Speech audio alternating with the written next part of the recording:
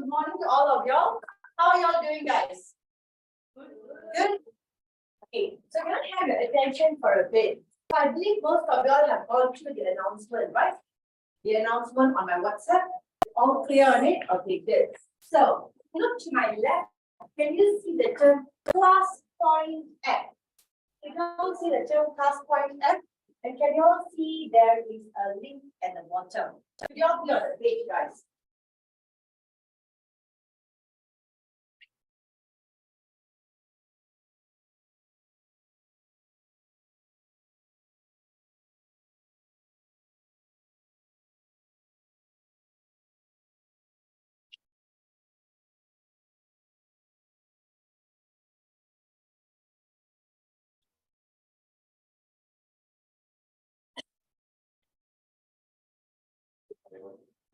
Just bear with me for a second. I'm going to use, I'm no longer going to use just PowerPoint. We're going to have this class point, so it will be much more interactive. But just bear with me a second. There's a code. Is there a code that you have to insert? I am best. The word I am, not AM, I just M will do and then best. And now you have to insert your name. When you insert your name, you're able to see my PowerPoint slide. Is that a yes? Yes, do you want full name or just Just your name, please. That's for your attendance purpose. The reason I'm doing this is for interaction, and later when you're doing an activity, when you submit, I'm able to give you all the engagement marks accordingly. Because some tasks that might be individual, some might be group tasks. So are we all on this page? Okay. I'm getting there. Okay, wait. Let me go to my next slide and see if you are able to see.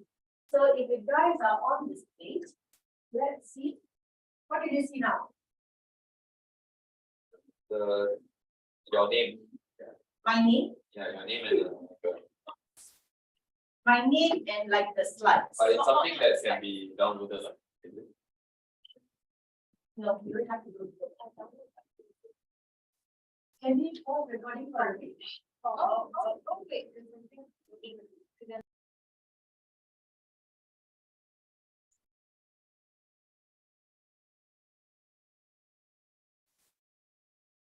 Okay, I'm just looking into the screen whether you're able to see my slides. Okay, so we are here on this chapter today. So today's training will be on understanding distribution management. Most of you all know what distribution management. What the rest will be called, what is supply chain? Anyone? What is supply chain? Anything that comes to your mind, what's supply chain from your understanding? Integrating supply. Integrating, the word integration comes in here. The word integration comes in here. And in supply chain, generally, you deal from the producer up to consumer, end user. Try not to use the word consumption, consumer or end user. So we have producer, right? Could be before producer could be a supplier. So let's have supplier, producer. What's the next one, my dear?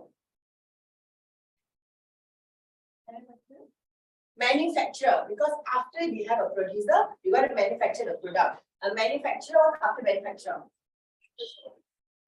Storage comes in, okay, after storage. It should be, it will be much more interactive. But just bear with me a second. There's a code.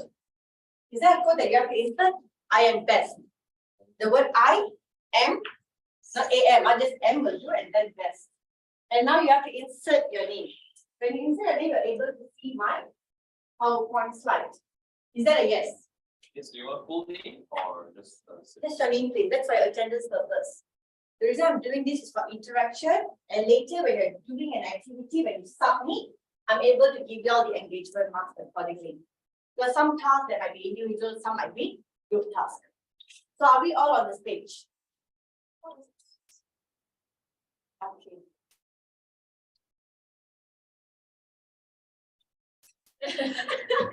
I'm getting there. Okay, wait. Let me go to my next slide and see if you are able to see. So if you guys are on this page, let's see. What can you see now? your name? My name? Yeah, your name and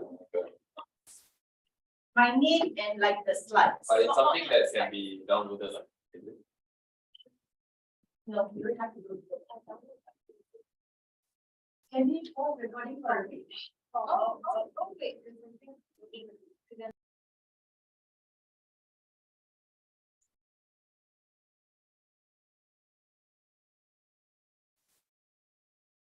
Okay, I'm just looking into the screen whether you're able to see my slides. Okay, so we are here on this chapter today. So today's training will be on understanding distribution management. Most of you all know what distribution management, what the rest will be called, what is supply chain. Anyone? What is supply chain? Anything that comes to your mind, what's supply chain from your understanding?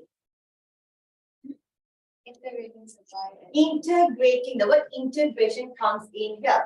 The word integration comes in here. And in supply chain, generally, you deal from the producer up to consumer, end user. Try not to use the word consumption, consumer, end user. So we have producer, right? Could be before producer could be a supplier. So let's have supplier, producer. What's the next one, my dear? Manufacturer, because after we have a producer, you got to manufacture the product. A manufacturer after manufacturer. Storage comes in, okay, after storage. Distribution. Is it a warehouse or is it a distribution center?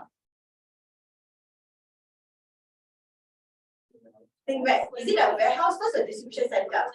Thank you. A warehouse, and then you have a storage in between again. Then you have a distribution center. And what's after distribution center? Starts with the word R. Retailer. What's after retailer? Consumer. So I want you to be very clear. Eventually, once you are done with my 4 weeks, once you're done with this period of this training mode, you will understand each of their roles. So you remember the sequencing better. But maybe for now, you'll be wondering, what's a distribution center? What's a warehouse? You might be in that confusion, but later on, you will get this clarified. Okay, let's move on to our slide on today's training mode. So we're going to understand the transportation model structure. I will go through some frameworks on this guide. It's quite important for you to understand for your assessment purpose, and we'll understand what kind of documentation required. But when you look into supply chain area, there should be documents should be getting involved because we're going to look into custom clearance and all those areas. So that is where we will go into later. So in transportation, there's two major logistical service. What are they? The first one will be the term movement.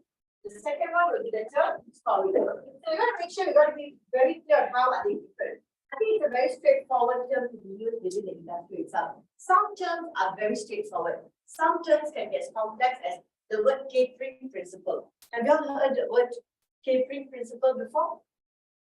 If you would have gone a little bit of economics, if you're not from this uni, you're from different majors or what, you might have heard about the word catering. The definition of catering could be different from what's online as well. So please stick to my materials. Don't get yourself confused. So let's go for the term product movement. What does it mean? Moving inventory to a specified destination. Let's say GR wants get goods to be moved from one spot to another spot, making sure it gets moved with the right amount of inventory. How important is inventory, guys? Christina, why is inventory important? Why is it important? Why is it so important to store goods? That was our last week's chapter. Why is it important? Why do you think I need, as a person here sitting here, why am I storing goods in the warehouse? The consumer wants. Sorry? Won't have shortage. Making sure your customer is satisfied, isn't it? Remember, yes, last week we have learned a little bit of customer satisfaction. So that's a bit on that as well. Moving on to the second point here. Transport functionality primarily consists of product movement service. Let me simplify this again. It's more intangible. When I talk about transportation, it's very intangible service because sometimes a freight forwarder sitting in there, they might not be able to touch the good, but they know the service is taking place. For example, DHL. The HQ might not know what's happening right with the product and all, but that's a service that's provided. So that's the second point. And by definition, what's product movement? Then could you please read that for me? Whether in the form of materials, components, work in process, or finished goods, the basic value provided by transportation is to move inventory to specified destinations. Okay, simplified version, making sure goods are moved. That's it. That is what movement is all about. And what does it consume? So this movement, this transportation movement consumes three main bits, guys. The first one, time, financial, environmental resource. Let's start from the bottom bit in terms of environmental resource. So it could be direct or indirect because one thing that you need to understand, transportation is all about sustainability, right? But do you know that that's the main cause of pollution? That is why the fuel price is rising. They want to minimize it, but it's going to be so difficult because we rely on import and export so much. Because we want to have a high GDP here. So there's a lot of factors that involve here. So let me simplify this for you. Transportation is more than 60% of the cost of logistics. I have a product, I want to get the product to be delivered. The cost of making product is much more cheaper. But getting it to deliver to the end user, with all the middle people or without the middle people, let's say we use e-commerce platform, there is still 60% of the cost. This is where we have to pay. Second bit, transportation is one of the largest consumers of oil and gas in the US. That's based on US record. And obviously, in terms of environment, it impacts the traffic, impacts the noise, impacts the air pollution. Doesn't matter whether you use truck or air freight or sea freight, it still causes pollution. That is what it consumes for the third bit. In terms of the second bit, when you look into finance, this financial factor I'm referring to the driver that you're going to have. In Malaysia, there's a rule that you need to have each truck needs to have 2 drivers. Are you all aware of it? But you see all these 2, you all see 1. All the huge trucks, did you see 2? Some of them don't really follow rules. But if you really look into some highways, they do. And there's certain time for them to travel, isn't it? What time do they travel? But they were supposed to follow. But if you look into some highways, right, they strictly follow. Some highways go to 565. But again, if the boss can consume it, why not? But they need to get goods to be delivered, right? So again, then back to regulation. Regulation is a big 50-50.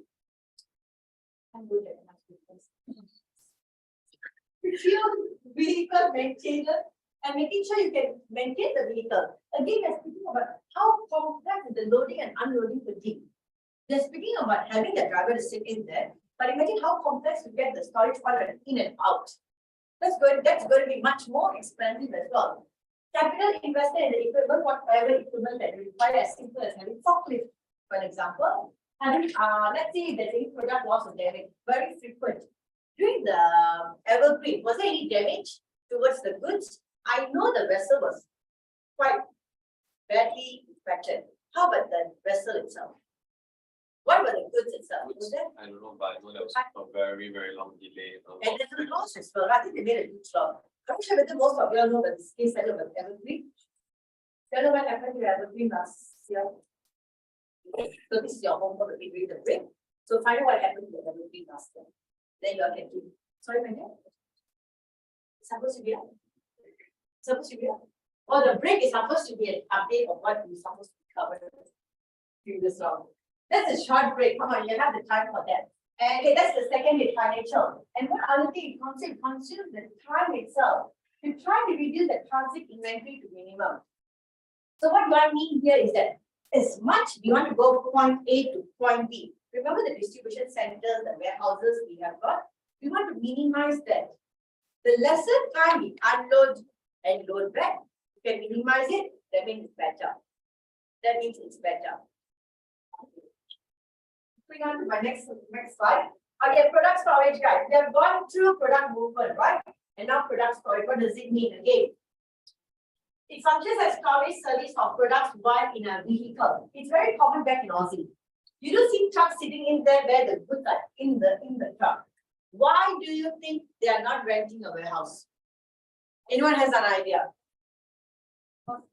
Cost. Because of cost. Why do you think, as a transport manager, I decided to chuck my goods in the vehicle and not unload and keep in a warehouse? Saving time. Okay, now let's go for this team. Thank you. Good effort. Lack of manpower. In Aussie, lack of manpower. You really pay money for a truck and the truck has space where you want to pay for more money for another. One way to analyze, there's no right or wrong answer. This team. Why? Why don't you want to chuck in the warehouse?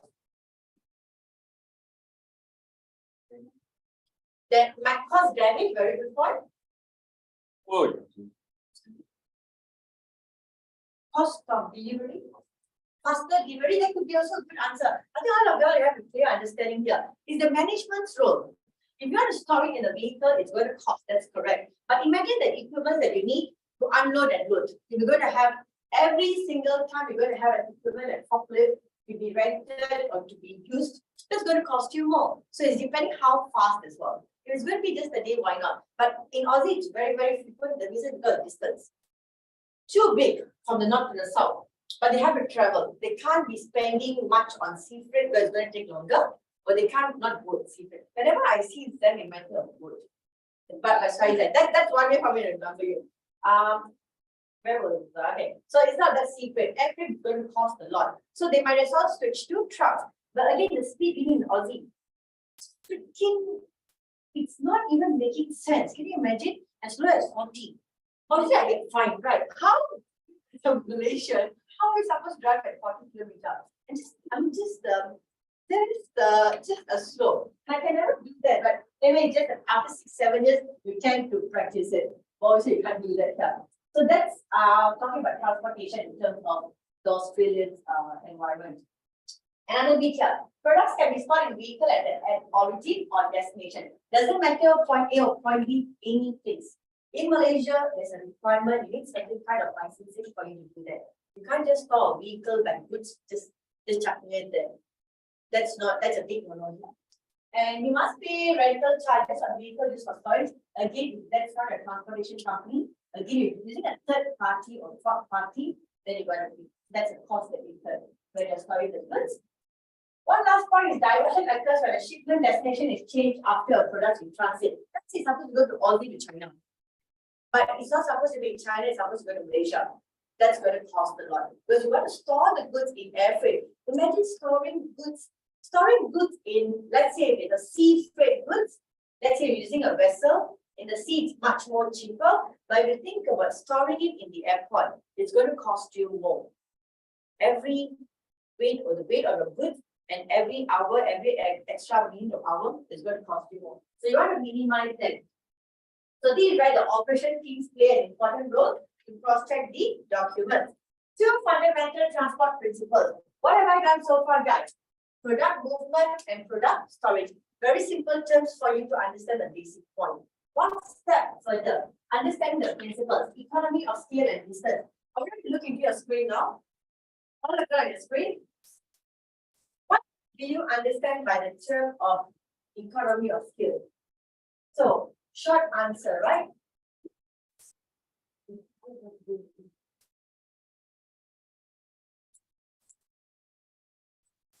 You don't type anything? Okay.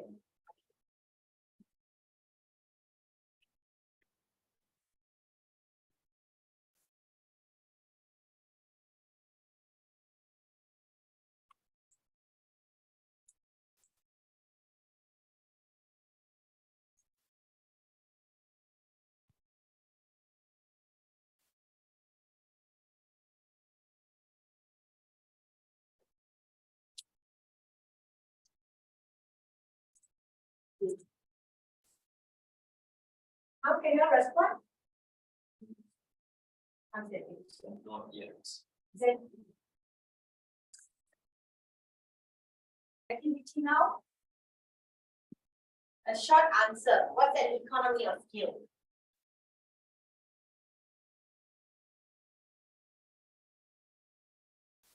Yeah, got some nice music.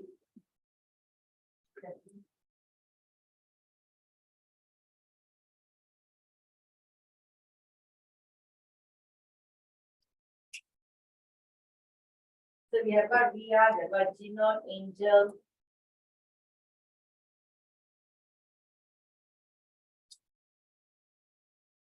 Yes, that's good.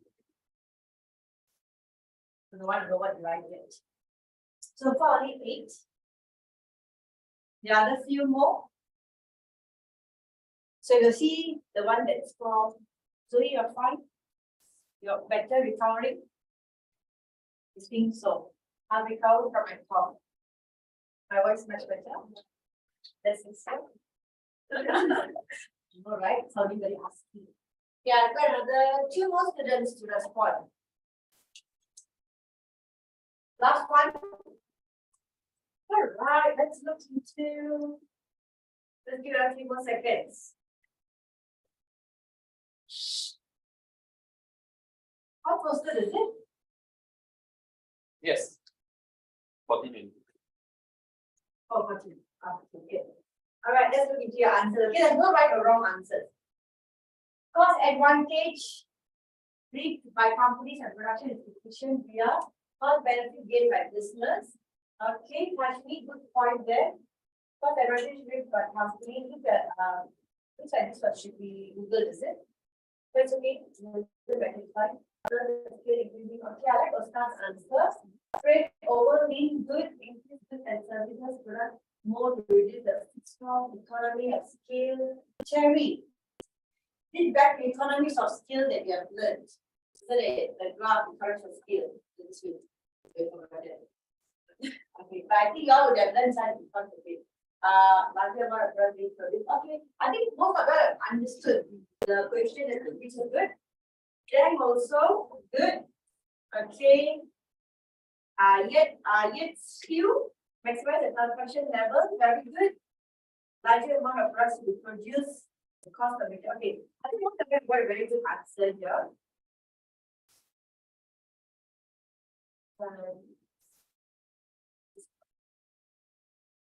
Okay, so what do we mean actually? When we look at the economies of scale, from the transportation point of view, guys, I am referring to cost unit weight increase as size of shipment increase.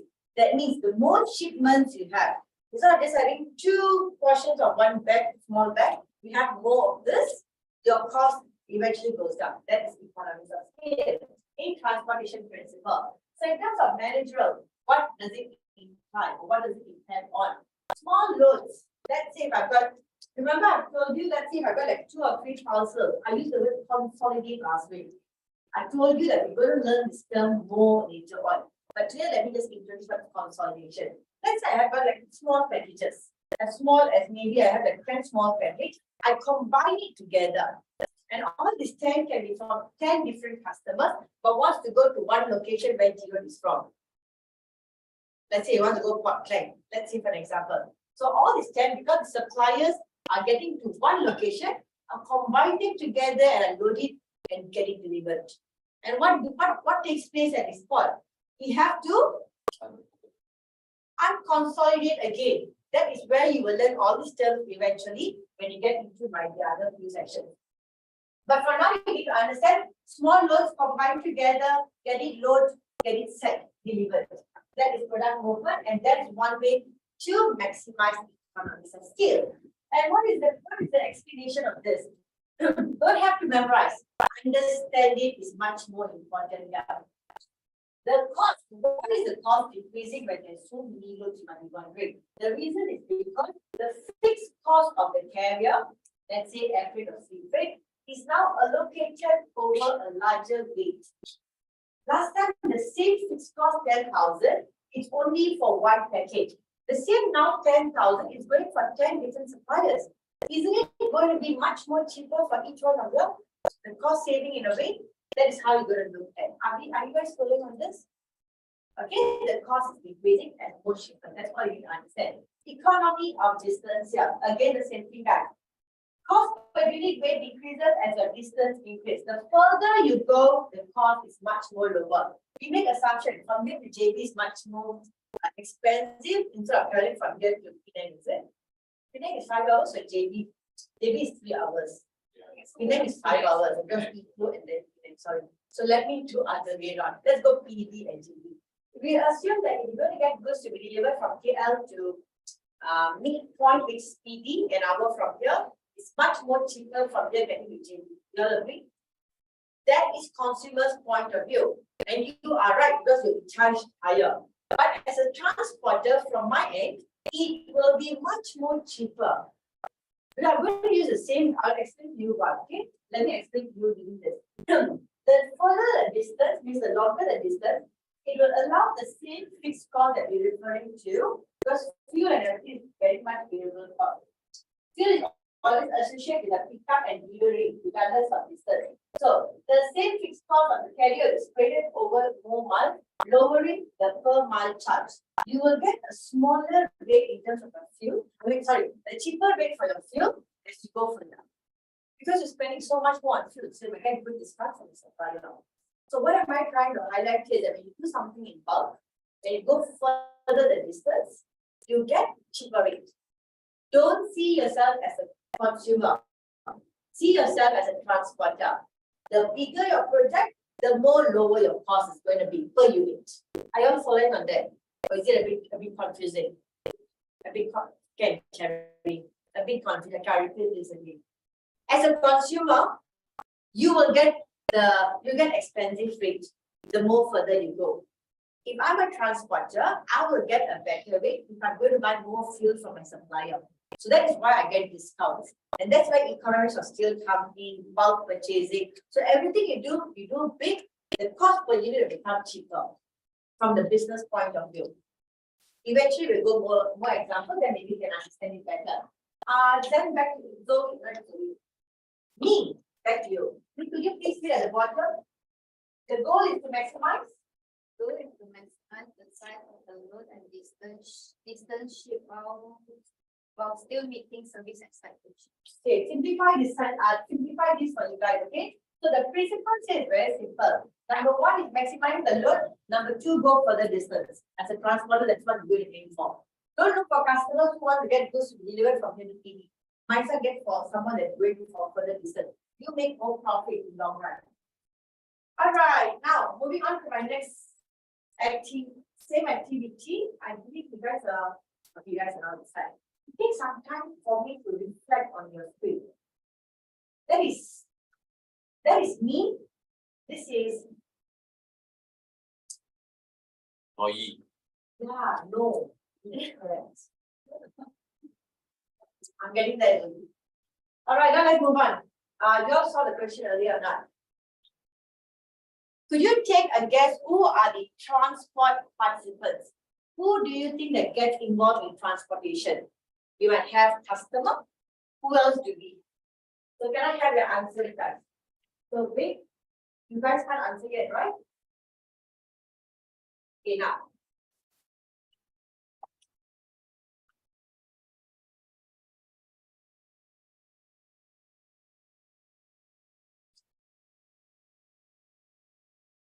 For an end, they don't play your own music.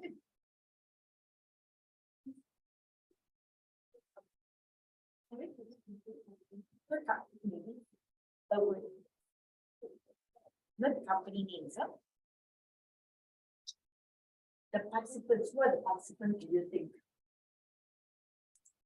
Maybe the customer, maybe consignment, maybe shipper, receiver, yeah.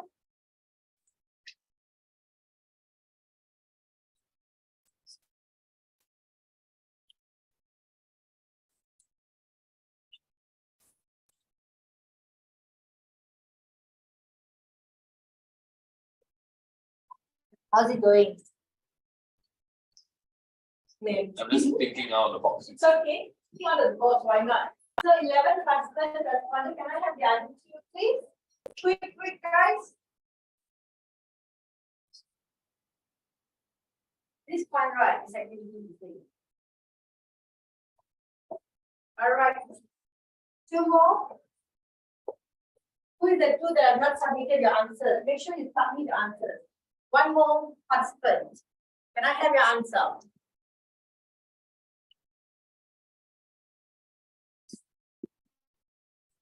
Yes. Distributors, maybe? What, how do you answer them? DIS. DRS. DUTOR.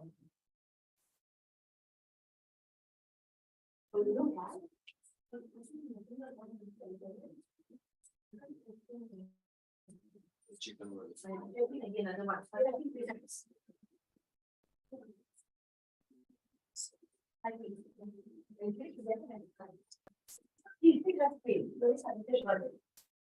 Now my, all right, guys, let's discuss the answers. do we have? Consignee, distributor, company, retailer, shipper, receiver, carrier, supplier, manufacturer, online platform. Policeman. Online platform again. Receiver, sender, toll. Okay. Some of the form. What kind of form are we referring to? But interesting. Look into what are we actually. But since the hard effort, all the girls to be. So I'll give awards to all of you. So you all got some color there. Now let's move on. Okay, who are the participants? Here comes the answer. It could be shipper or receiver. Noni got the answer. I think one of you got the answer here as well. The word consignor or consignee. What is consignor? What is consignee? In your documents, if you have sent goods before, you would see this in the document. But if you have not, don't worry. Consignor is pretty much to complete the sale. That's the shipper's responsibility, okay? The shipper, the shipping line. Can be MNC, APL, Traffic. What is shipping line we have, guys? Anyone have seen shipping lines in Malaysia? Can you please Google and tell me one shipping line each group? This should be your fingertip. Examples of shipping lines in Malaysia. APL closed down in Malaysia, so my bad. Australia is quite similar. Over here, what do we have? OOCL? Sorry? Shipping line. MISC. Shipper. MISC Berhad, okay. What else do we have?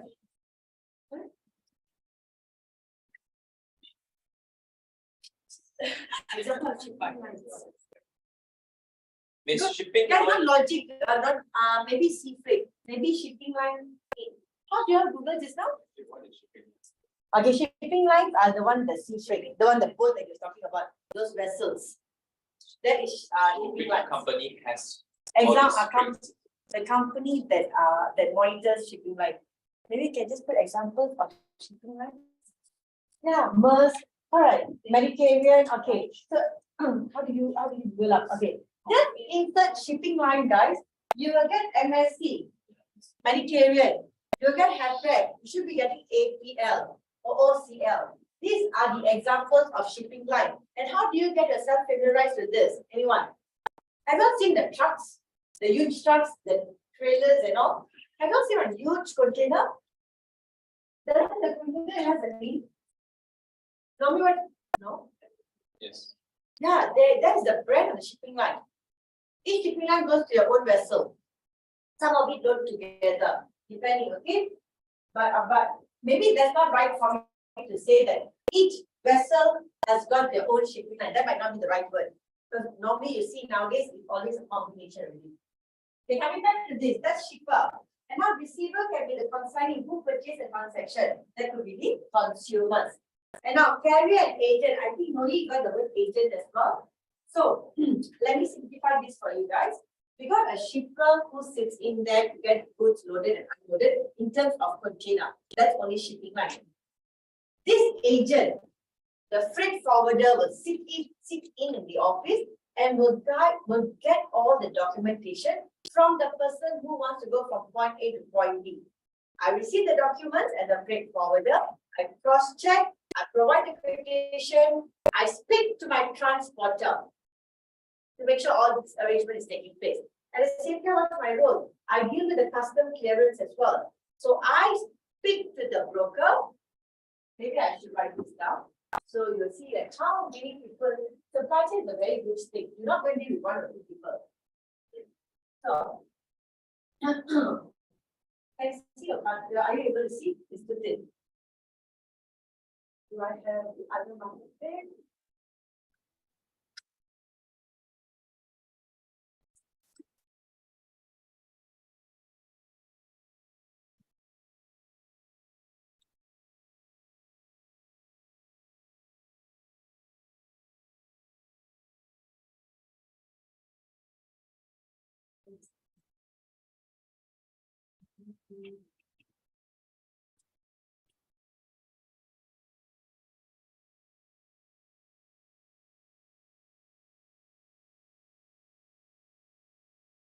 The example shipping line, we use APL, okay, for example. And now I'm a freight forwarder. Freight forwarder and freight forwarder. Freight forwarder will be GR. GR will be in freight forwarder. Then you will be the broker. Who is the customer here, guys? Who wants to be the customer? Cherry? Cherry, what are you trying to get? Cherries. Cherry. See, don't spell it. Cherry, what do you want to get? What are you trying to load? From Australia to Malaysia, what do you want? Kangaroo meat. That is Zen has not a loan. You're the broker. Customer? Any specific chocolates? I used to like King Temple under the Aussie King Temple. You are the King Temple and Aussie one. If you look into Jail also, they only have the one that we have. They want the Malaysian one, very thick sugar. Very too sweet, tastes so different. Same with the Milo, like Aussie so much for myself. And they used to add dinosaur Milo dinosaur, whatever you call that. And it tastes so good. You can get to this one. Okay, cherry, one chocolate. And who is your supplier, Cherry? Which chocolate? What brand? Okay. Sour chocolate, I put King Tab, okay? Who wants to be the producer of King Tab? Who is the factory outlet here? Me? Okay. Me got no choice. M-I-N-H, right? Me. MIN. Okay. Me will be the producer.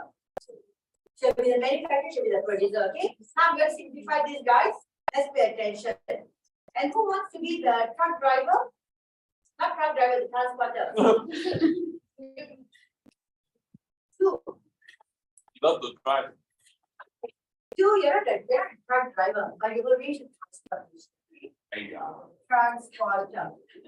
It will be very sad. Transporter in terms of, you will do the sea freight also. You also will do the, you will do the APLC in terms of the arrangement, and you also do a truck delivery. Okay, Cherry, the goods are coming from Australia to Malaysia, delivered to that's your warehouse. Quick, Cherry. Just handing the warehouse. Okay. Aussie to Malaysia, and then you're going to just go there and spend money. Okay, so do please take note of the locations and everything. I will go for pink and yellow.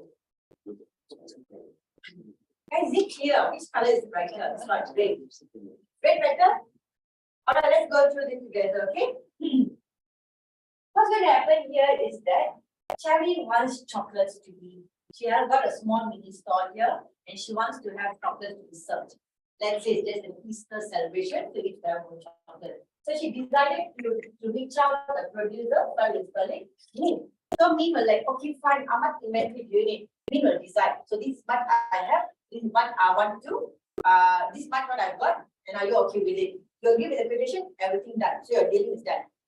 Min, you can deal, there's two options, okay? You can find you can find your own transporter and get everything delivered to her. So you can deal directly with who? You, the transporter. So you deal with him. But then maybe you think like, oh, better I don't trust Cherry. Cherry might not pay me upfront. For an example, so what Min does? Min, okay, fine. Min will tell to Cherry, I can't trust you. You arrange your own transport and everything. So you'll agree. But she must take the liability to make sure the goods come to Malaysia. So Aussie to Malaysia. Let's put it this way. You reach him, you get goods to be transported already. So reach Malaysia border. Once we reach Malaysia border, you and you both must liaise. I come in, you know which point? Where do I come in? Am I there? Who is the freight forwarder? Gia. Okay. Gia will be the freight forwarder. Gia comes in for custom clearance. Yeah. Why yeah?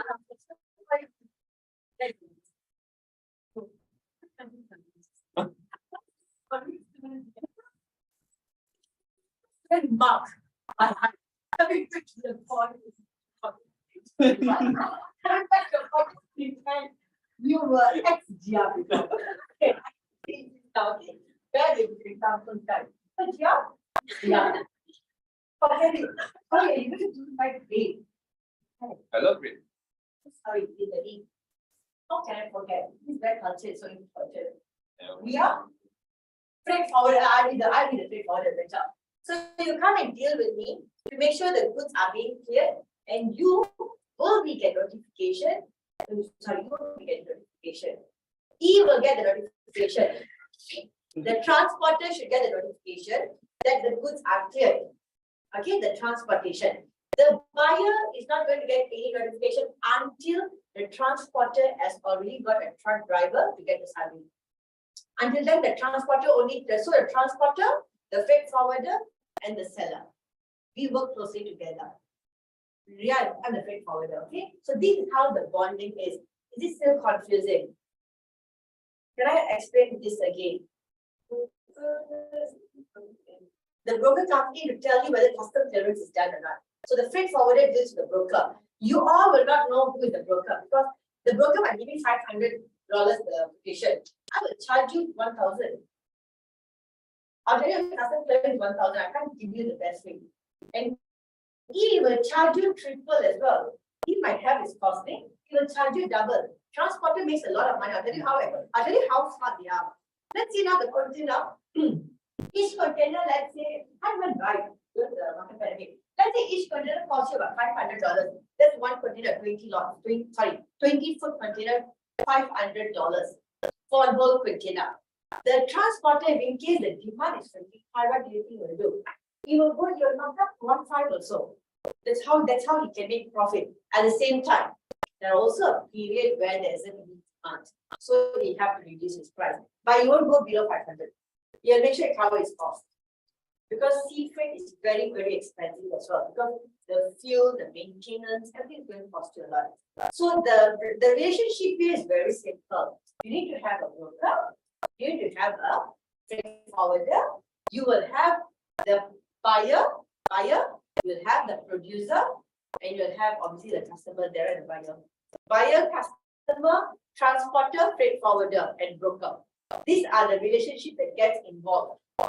But the price will only be charged maybe to her or maybe to her, depending on what contract are they having.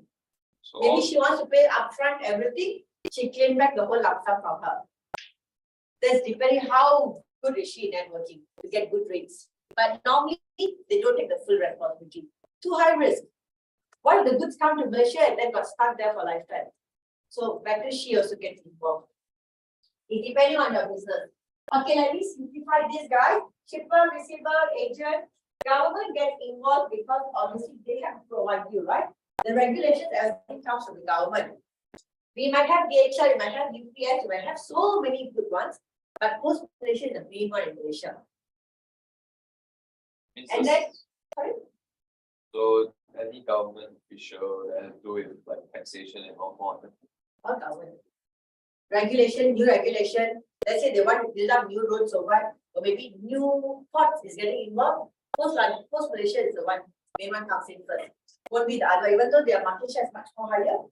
Still government, Malaysia, okay? Internet, obviously, when you have something like a platform called SAP or Salesforce or any platform out there, the ability to share information right away. For example, in Shopee, when you all place an order, what happens? You'll get a notification, it's on the way. Yes, that's called real-time data already. Sometimes there's always a drawback. Sometimes there's a downtime as well, right? They're not always accurate. So there's plus and minus. And then publicly, directly display the demand from there. Okay, sorry, I got a question. Just like let's say Cherry wants the Tim Pens, right? Because Cherry's she's doing a F&B business style and she wants to sell chocolates on this day. She could have also just bought chocolates from Jaya Grocer as a from the retailer. Yeah, but it's so expensive. So that's why. Do not go to a retailer, guys. In business, don't go to retailers. They are already making money. Go to the manufacturer. So you have a friend here from Indonesia. You have to keep in touch with him. Maybe when he goes back to Indonesia, you can get him to be delivering goods for you. It's very important to have our friend. We have got even another international schools. When you come again, Korea. So you already have networking here, guys. So you might like something from Korea. I like kimchi, so maybe I can keep in touch with her. Maybe you can follow me on LinkedIn. Then slowly I'll keep in touch. So this is how you do networking.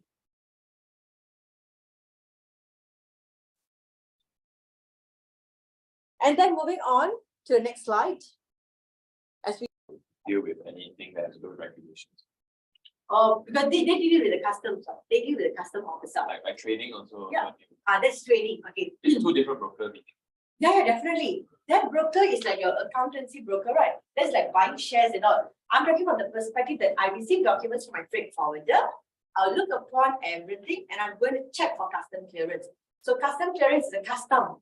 Every country have their own custom. So you got to make sure you follow all the regulation. So it's not about trading perspective, my dear. So we can like skip freight forwarder and transport agent, just deal with the broker. No, the broker doesn't want to deal with you. The broker just want Must money. deal with freight forwarder. You get a freight forwarder. But you can skip transporter. You can tell, okay, fine, let the goods come after custom clearance. I will collect my own goods by myself. The small parcel, what you need a transporter, it won't charge you, right? Okay. Are we much more clearer here?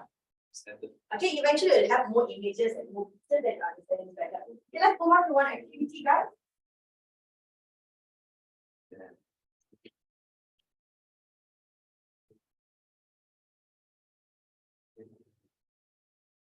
Hello, please. No.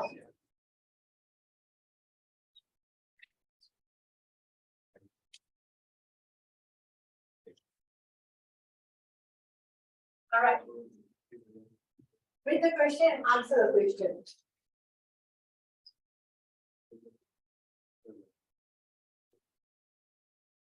Which of these are transportation modes?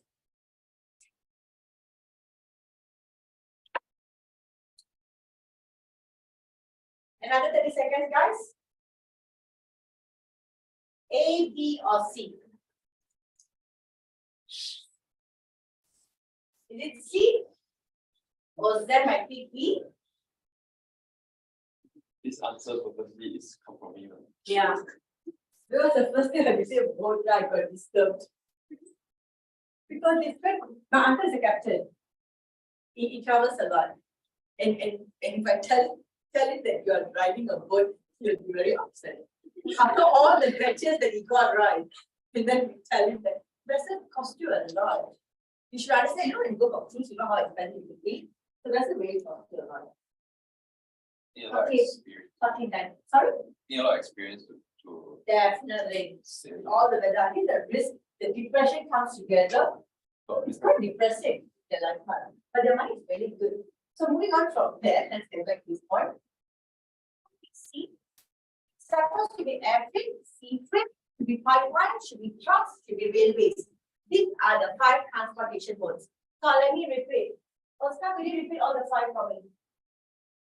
Whichever they remember. Quick. Air freight, pipeline. Okay, we have pipeline as well. Pipeline as in like. Under the real- ocean. Like legit pipeline, but they Under the transport ocean. liquid lah. Liquid. Normally you transport liquids, petrols in the ocean. Singapore to Malaysia. For example.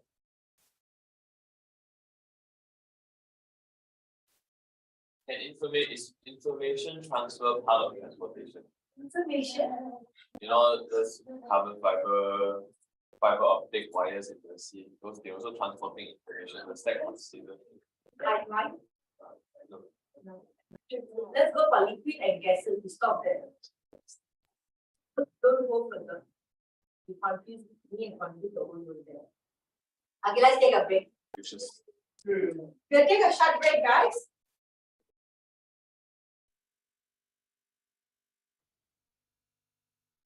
All right, guys. So here continues. All right. I hope you guys enjoyed your break. Was it a yes? yes. How long was your break? 10 minutes, right? Oh, I thought it was 10. Maybe I overlooked.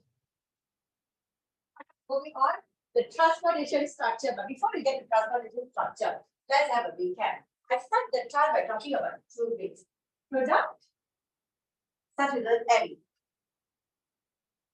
Product movement and one more product storage. So I've gone through movement and storage. And I spoke about product the two principles that I spoke about. What were the transport principles that I spoke about? Economies of scale, and this tip here. We have got economies of scale. Transportation principle, what are they? Economies of scale, and one more. Distance of economy of distance. Are you guys following on this? These are the two principles. Moving on from there, we spoke about the participles that involved in the transportation, right? What are they from the state? What do we have? Consignee, very good. Consigners, I want each one, okay? Consigner, consignee. Receiver, see the consignee. What is what A? Agent, very good. Carrier. Public, one more such a word, G. Government and also internet. So even though internet is not considered a participant that you can it's intangible, but also a part of the participants list. And moving on from there, let's now move on with transportation structure. So that's a quick recap we had, right? Whatever we have covered. Moving on in terms of the structure, understanding how are they different. Okay, how are they different? And how are they different? We have 5 modes of transportation, as I mentioned earlier. Railway, trucks, sea freight. Let's avoid using water. Let's avoid using water because that's a very old research area. So we use sea freight. We have got pipeline, we have got air freight. So let's move on with the next bit. How do you compare in terms of the fixed cost and the variable cost? This team here, what do you answer by term fixed cost? What's fixed cost here? No matter what, the cost is fixed. You want to pay, doesn't matter whether there's a shipment or without shipment. What does variable cost means? Can control, can go up, can go down. If there isn't any business, it's down. You don't have to pay. So coming back to this, guys, we have got railways, truck, water, pipeline, and air. So in water supposed to be sea freight. Can you please go through your own age now? I give out 3 minutes to go through this.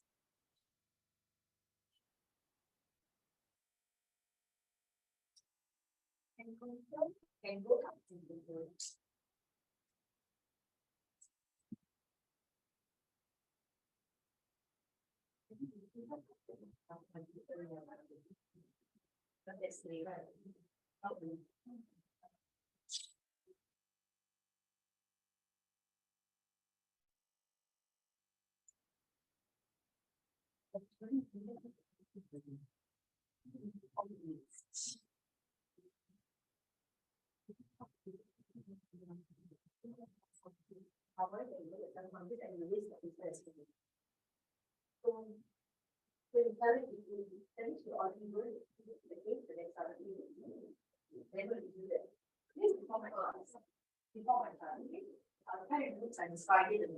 Very unlikely. All right. So if you look into this, the structures that we have got, railways, truck, pipeline, sea freight, air. I'm not going to go through each one in depth, but let me be very clear for you. Some of it very high variable cost, some of it low variable cost. So it's depending on the companies or depending on the transporter, they will pick their choice, their mode of choice. Okay, there's no right or wrong, depending on what you're after. And let's do this activity, guys.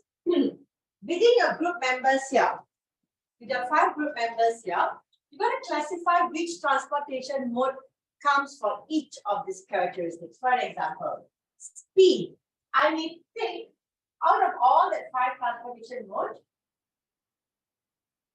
truck might be the fastest. Maybe or maybe not. So I want to just classify this for each one of it. There could be something similar, might have like maybe air freight here, could be. So depending. So can you please discuss? I will take this for 15, so 10 minutes, 5 to 10 minutes. Can you make a decision now and we just come together?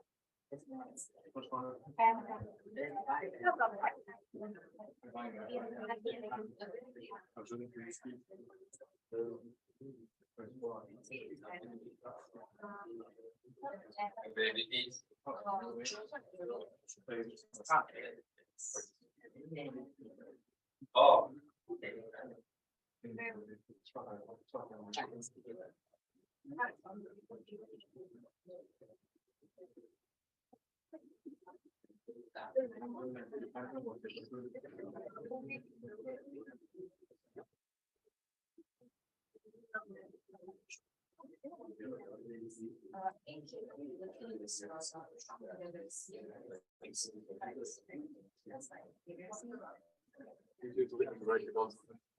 Yes. So you guys are going to be the answers. In a piece of paper, you just bring your laptop, you have to just scribble somewhere. Let's discuss it. Couple more minutes, guys. Each one has got one more transportation. At least one.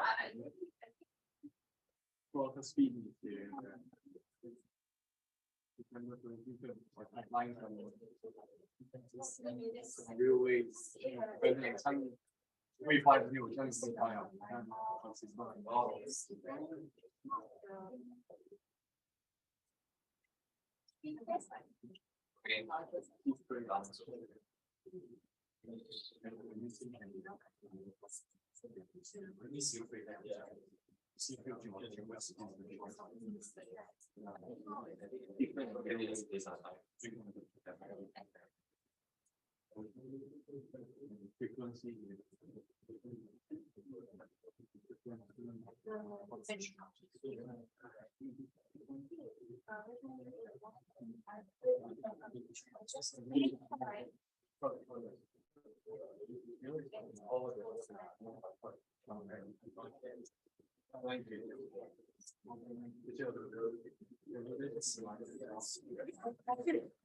It is compliant as well for all the moves.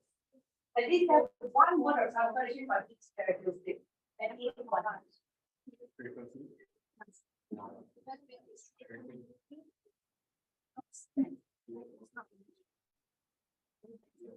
Last 1 minute, guys. Just 1 minute.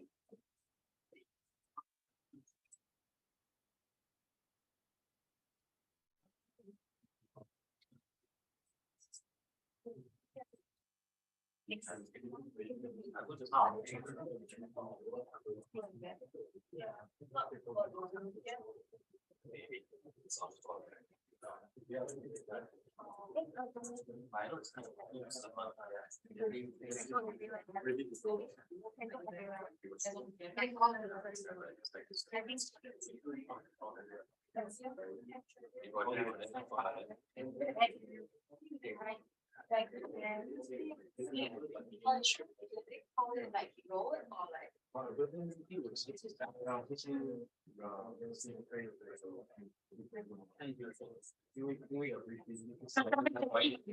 Base.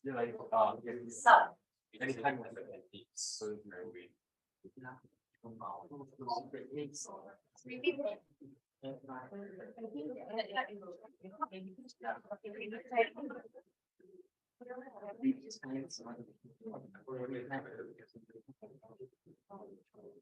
Alright, guys.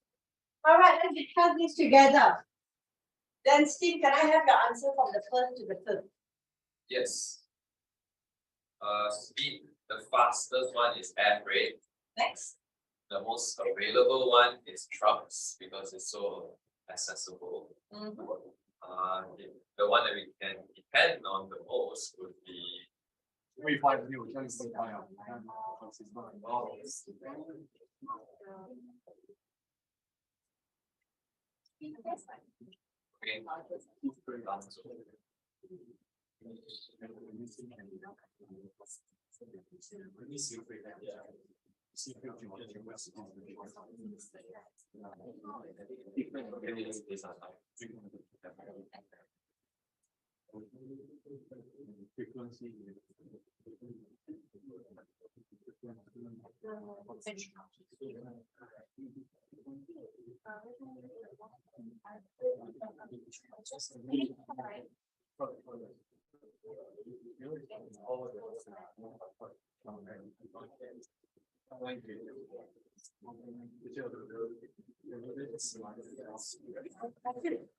It is compliant as well for all the moves.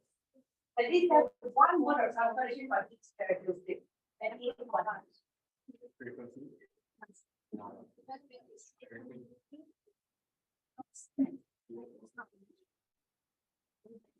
Last 1 minute, guys. Just 1 minute.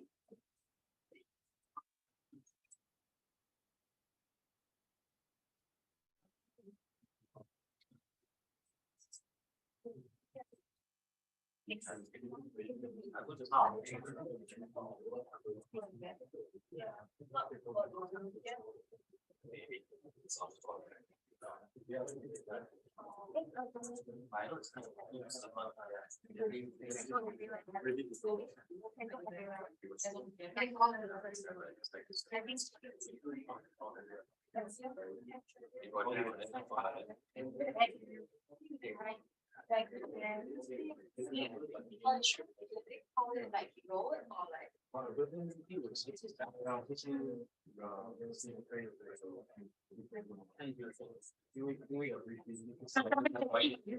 Base. Sub. Anytime with the needs, so very weird.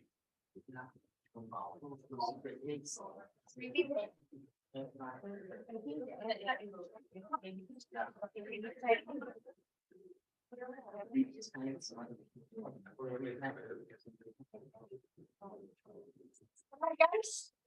Alright, let's discuss this together. Then Steve, can I have your answer from the first to the fifth? Yes.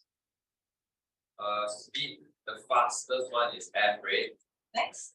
The most available one is trucks because it's so accessible. The one that we can depend on the most would be railways because it's also quite accessible because we have already railways all done 30 years ago. 30 years ago. Okay, maybe more than that, maybe 100. Thank you. The most capable one to carry a lot of stuff would be sea freight. Yep.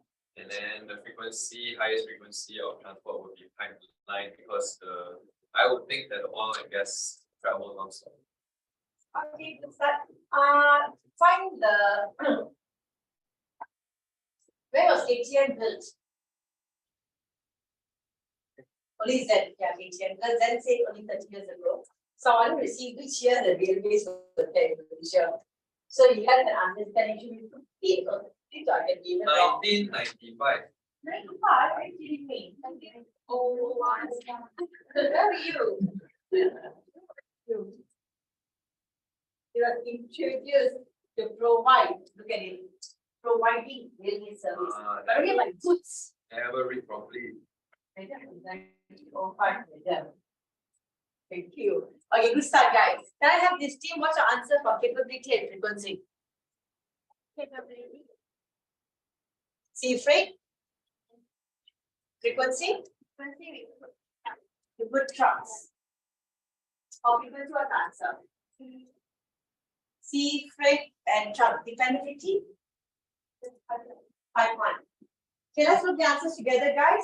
When we look at the speed, it's about the movement time from origin to destination. So airfreight will be much more faster because of custom clearance. It is done right there and right then itself. So within a day, maximum. Okay, within a day. Unless you're going to travel, unless you're flying more than 24 hours, that's going to be a big difference. But within 24 hours is the first one. In terms of availability, what kind of location, what kind of service available? There will be highways and trucks. I like the way you explain the words and availability of roads are much more longer. There will be one subject which is on transport logistic management. This is your major. The third year you'll be going to the subject. You will go through on the history of transportation. So you get a better understanding in terms of years. Dependability, again, the potential variance from the delivery schedule.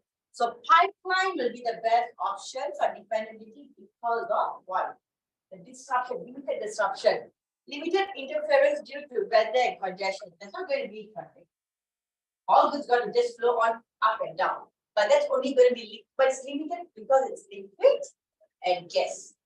There are only two goods that can be distributed, that can be transported. And moving on, capability, what do we have in terms of capability? We have got can handle any load of size.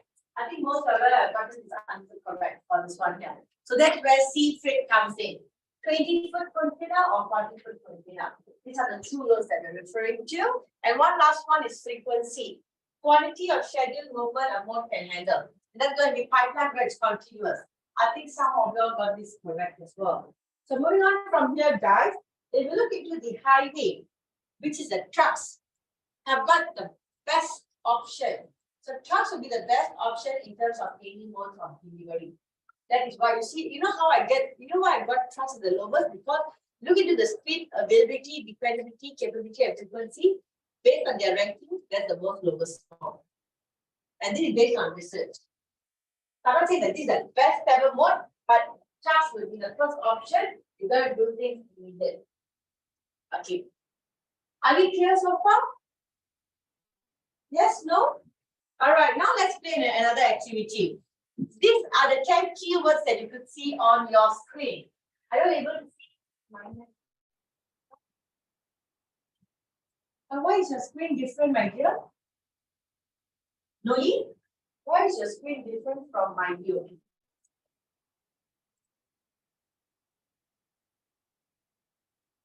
Still loading.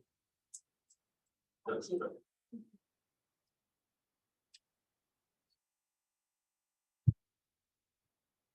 Enough? Still loading.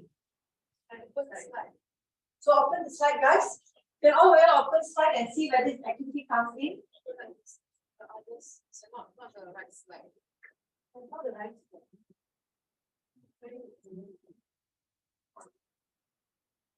Okay, can we do this again? And please confirm with me now. Okay, Loli, I think I can see.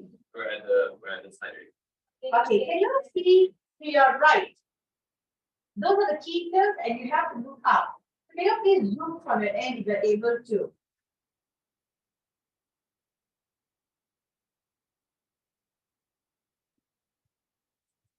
Zoom from your end if you're able to and find these keywords. I can help you if you're unable to zoom.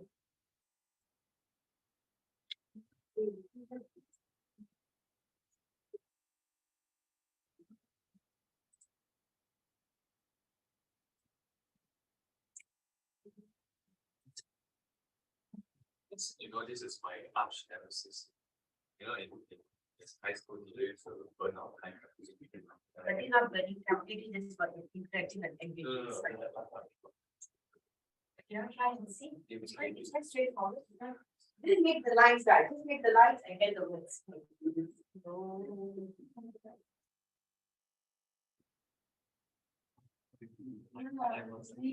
Don't worry about deleting a line. Just make the line one line that's enough.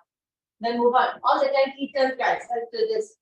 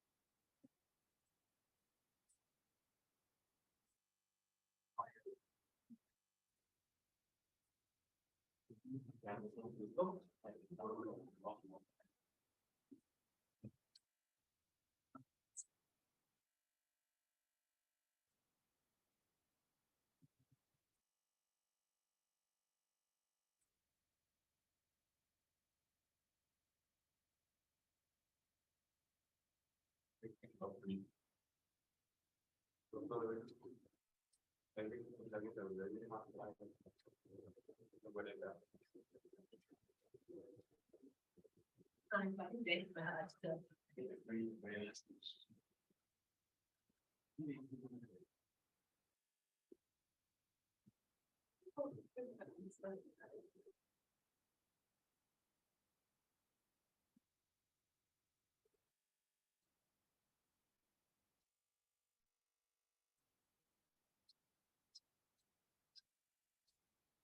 Oh.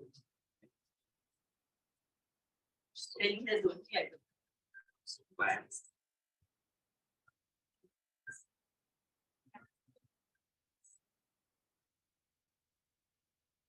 If you are done, submit, guys. The top three submit one, the one the first submitted, you will get a star from me.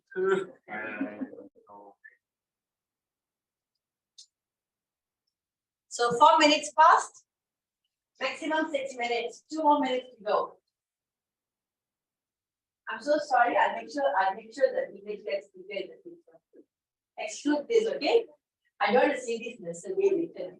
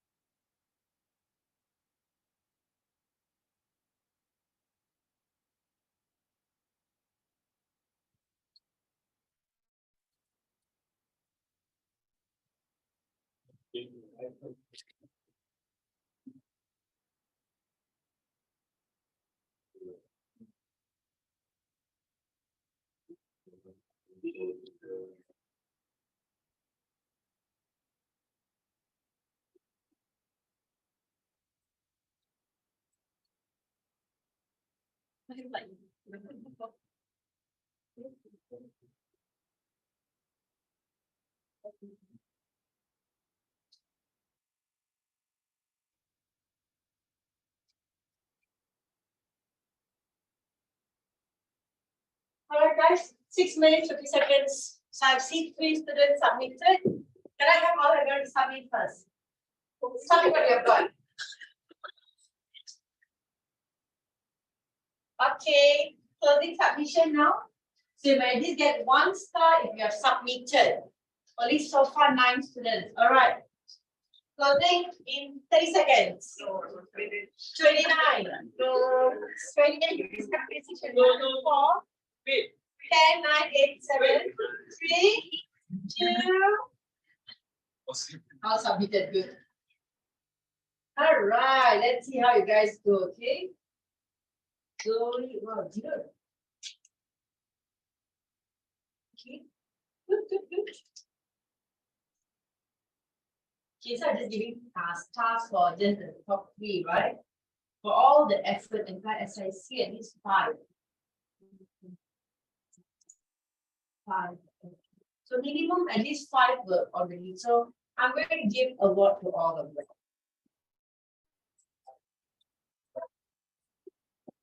Okay, well done. How do you find this activity, engaging, isn't it? A bit of stress, but it's good that keeps you wide awake. How are you doing, my dear? Good? Good. Okay, you know, good? Okay, good. All right. Okay, now let's move on to the next bit. Transportation service is achieved by combining these modes. And I say combination means then you're fine. Combination of modes. And we're looking at the first one. traditional carriers is the first bit. So could you read for me the first one, my dear? Traditional carriers are firms that provide service using only one of the competing transport modes. Example, trucking firm or an airline. Thank you. So let's say again, the factory owner, the buyer, if he decides to just get delivered at the air freight, let's say only one transportation mode. The flight from Melbourne to Malaysia, full stop. That is what traditional carrier. You don't have more than one transportation mode, that means there is no integration. You don't deal with anyone else, okay? You just pick up your own, you pick up your own load. The second one, Oscar, could you read the second bit? Louder, my dear.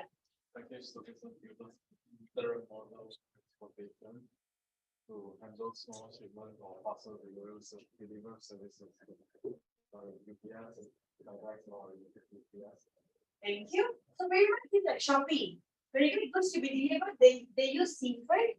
Now to getting it delivered to your doorstep using a driver, isn't it? That could be even a motorbike rider considered as a truck. Let's consider it as a packing delivery. You can't put a motorbike there. So pretty much that is what an intermodal transportation. More than one mode of transportation. Two or more can be considered as intermodal. Are we all clear in terms of intermodal? So from your understanding, what would you all prefer as a consumer? Intermodal or traditional? Because it's at your doorstep. What's the purpose of you to go there and collect it for yourself? Unless you want to. So that's the definition of intermodal. And another thing, guys, in terms of intermodal, there's an advantage of economies here as well. Okay. So if we look into my third one here, why do they do intermodal? To take advantage of the inherent economies of each and provide an integrated service at a lower total cost. In terms when you use integrated, when you have integration, that means you are also making sure the condition is lower. Because you're going to get a proper service in a lower rate. Because there's so many shipping lines. They may have 5 shipping lines, correct? Yes, APL, what do we have this now? Mediterranean, MSC, APAC, let's say, you have all these 4 and you find the best quotation and get the lowest rate. And that is why you can get the lowest cost as a transporter. And one last one, can I have Ashini?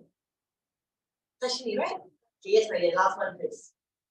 Non-operating intermediary includes several business types that do not own or operate equipment, acts as broker, freight forwarders, and shipper associations. Okay, thank you. So when we talk about 3PL, third party, fourth party, or if we were non-operating, that means they may not have the service, they might not even have a forklift today, but they are the immediate person, the intermediate, not immediate, intermediate person that sits in the office, and they will be there using their phone call and to get everything integrated. They could be the broker that deals very closely with customs clearance. They may be the freight forwarder or RIA and the freight forwarder, or they could be even the shippers association. I'll give you examples of this in my next slide. So you get an understanding what would the freight forwarder, what would the shipper association, what does the broker mean? Can you please go through your own end, guys? I'll give you all 1 minute to go through this. Let's just highlight the keywords, okay?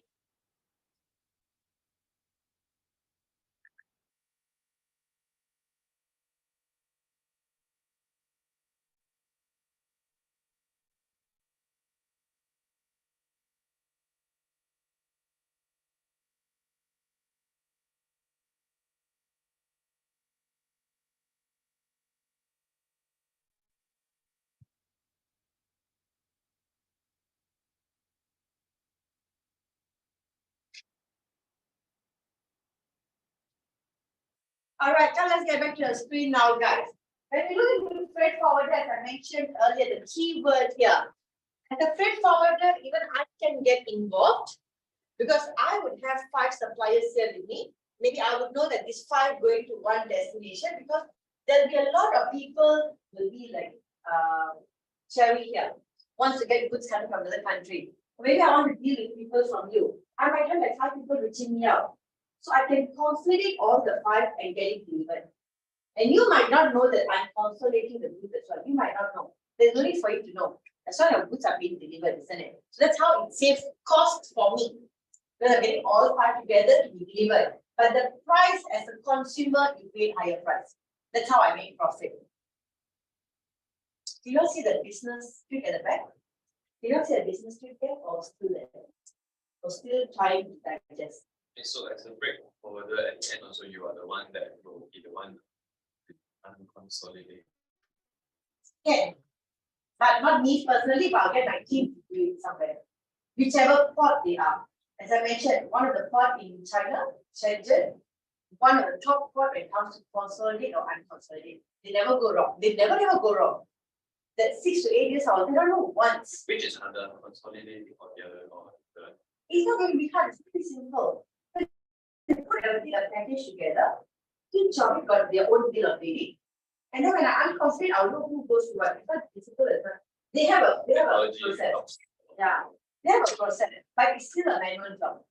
I wouldn't say a machine would be there to autonomously. It's not going to be easy. It's scary too. Sometimes some things can go wrong. They're not that advanced yet. Maybe in the future.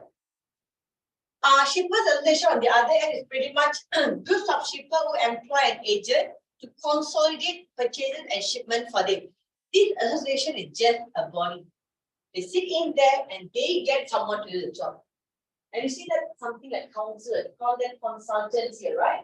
The tax consultant or account consultant, they don't know what they're doing. They will provide you verbally. They might not know the hands-on practice here. And one last one is broker. Brokers is pretty much coordinate transportation. You see, guys, broker can also do a freight forwarder's job. They do the arrangement for the shipper, for the consignee, for the carrier, and operate a commission basis. Brokers don't have a basic pay. Based on how many shipments they receive, based on their supplier, that's what they pay for. So brokers and freight forwarders normally work together. So earlier I told you brokers only work with customs clearance. I would not get that clarified. They also work with transportation arrangement. That's only if they want to, but not necessarily. But the brokers I work with, they don't do that. They only do customs clearance job. Freight forwarders do the arrangements. Can my dear? Tell what the smile for. Am I missing out something? Okay, moving on. The next slide. These videos can watch at your end. I'll pass on the videos for now. And in terms of optimal balance between low cost and high service, when we look into transportation, we have to understand the costing. The cost, as I mentioned before, is the fuel cost. What's the fuel cost now, guys? Gone up or gone down? A few cents up, right? Whenever there's an election, you realize it goes down.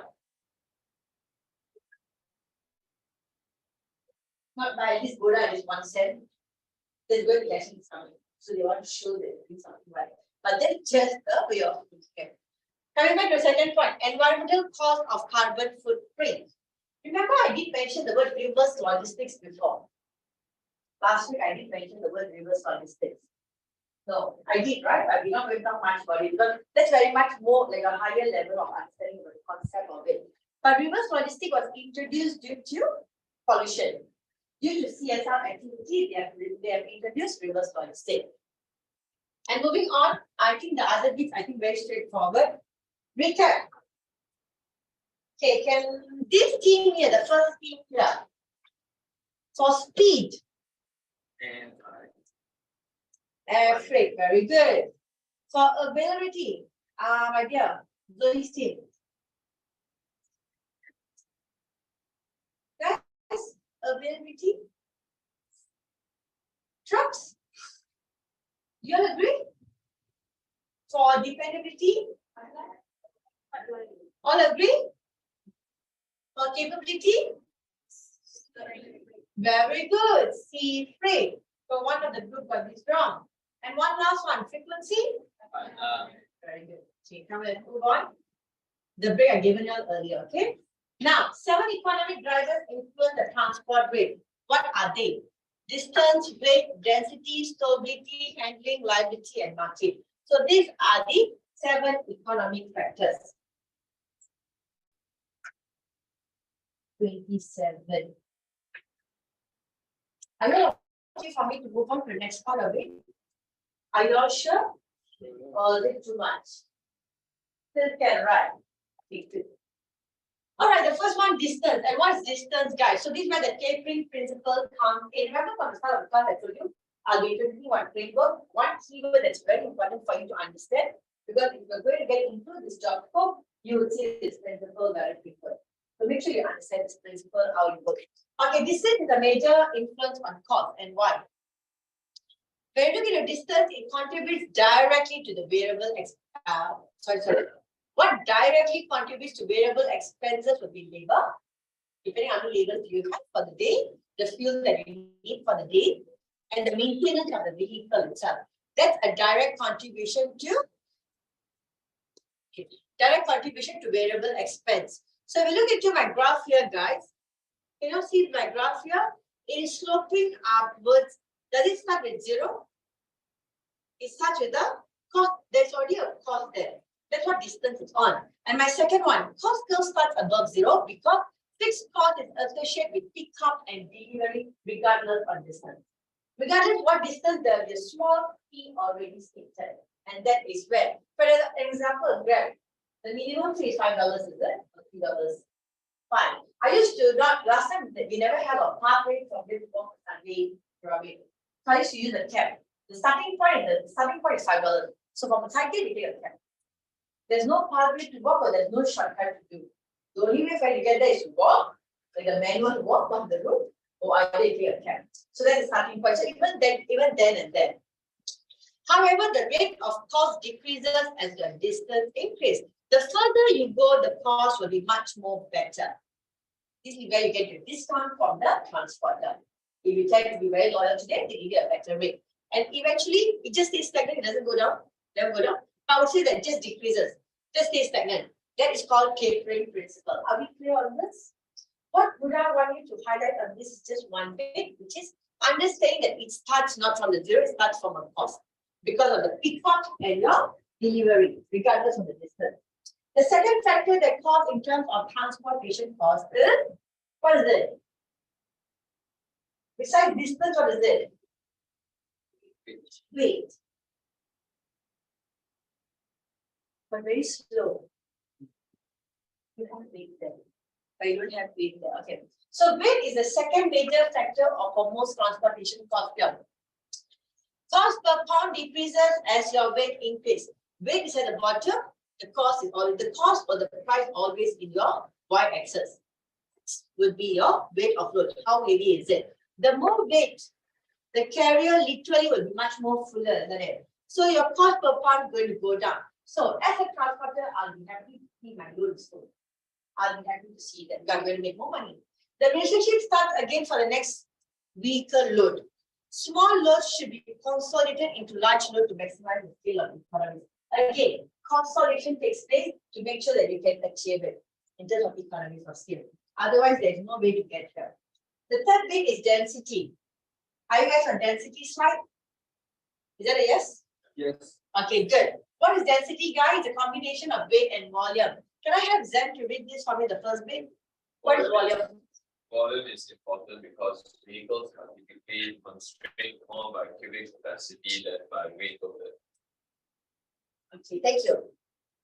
Cubic capacity and the weight loaded. So making sure the volume within the carton, within the box is there. Not just one small item that takes up the whole weight. Cost per unit of weight declines as product density increases again. So every time you see the cost will be a top, the bottom bit will be whatever factor that we're looking at. Higher density products allow fixed transport costs to be spread over more weight. Again, back to the principles that we learned earlier, the two principles. Economy of scale and moving on to my next slide, guys. Stowability. It's another just a few more slides, just bear with me. We'll do an activity in a bit.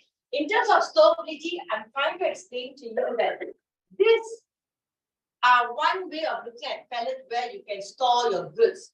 Fragile items, eggs, glasses, anything that can be easily broken will be using stowability. Usually we'll be using this pallets. Odd package shapes and sizes can waste cubic capacity. Do you all agree? If it's going to be a diamond shape and not going to be rectangle, it's going to waste space in the pattern. Right. So this is something that you all can look at, where you want to make sure that it's stored in perfect condition as well. That's where pallets come into place. So ideas in rectangular shapes are easier to store and store. Store is the same meaning of store. That's why I put /store here. Nesting refers to the ability of product to be placed itself or collapse for better stability. Let me explain this again because we have another slide for me to tell you about pneumatic. Before I get to the pneumatic dunnage, let me show you this. These are the types of pellets you have got. They may have not just wood, they may also have metal, they might also have plastic. Very common. Where do you see this, guys? In which stores do you see normally? Sorry, Giant, you might see Giant. Yeah, it's has this, right? So you do see how they normally load and unload their fragile items. And moving on from there, in terms of handling, some products may require special equipment. And this is what I meant by special equipment. Look how advanced are we? Maybe not very clear here. Let me just look here and see whether. Okay, good. So if you look to my right, this one here, twin lift 2 TEUs. Imagine 2 containers can be lifted up. In Malaysia, you could only see like normally the cranes only take up 1 container. This is quite advanced too. Then they even have a triple lift as well. 3 FEU means 3 containers. Each container can cost you a 20 foot. Okay, if you don't understand, if you never seen a container, maybe you should start googling how does a container look like. Or you start going to plane and be able to see. Can I get a confirmation all of them have seen a container?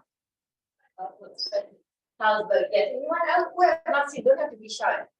All seen, right? So you all know what am I referring to. So 2 or 3, that means the numbers of containers have been loaded. What's that? Everything needs to be right. Okay, that's my left. Look at how what the density like. Circulate over container piles can go over stacks up to 3 containers. That is straddle carrier, front end loader, pitch stacker. So imagine how complex can this equipment be. Are we talking about millions? We're talking about billions already. The equipment can cost you a lot. Okay. So what am I trying to highlight here is that we're trying to load or unload goods, especially sea freight. This complex it could get to, and that's why they make a lot of money. And also a bit of a scheme. The right hand side, automated vehicle, automated stacking, guys. Look at this, how automated. They might not have humans here. They might only have the driver, if had to, or maintenance purpose. Everything is autonomous. I used to have a short video of this. I couldn't find it, but let me see. So just one more thing, guys. The ongoing automation of intermodal terminals. They're completely replacing the manually one.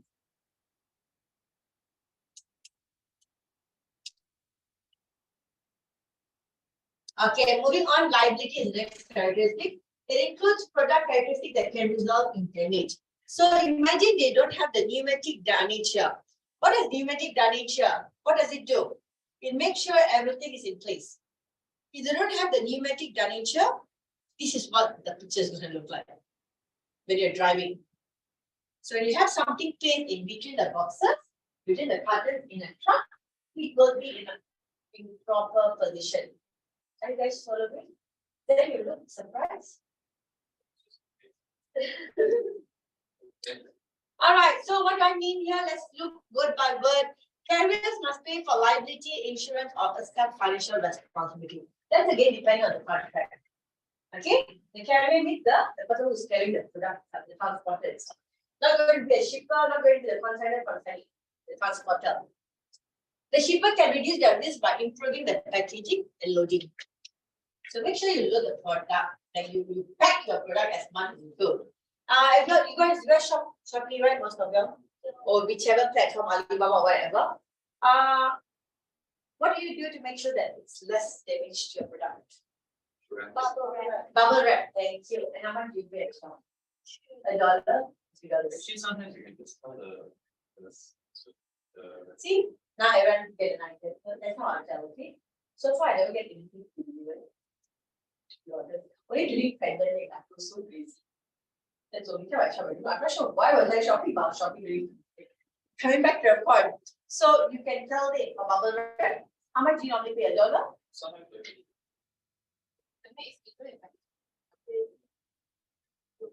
Roughly how much? So like, but like last time when I sell things like that, I have to like package like the right, and then like the plate and like all the packaging. Then we check extra like 1 or 2 units. So roughly about $1.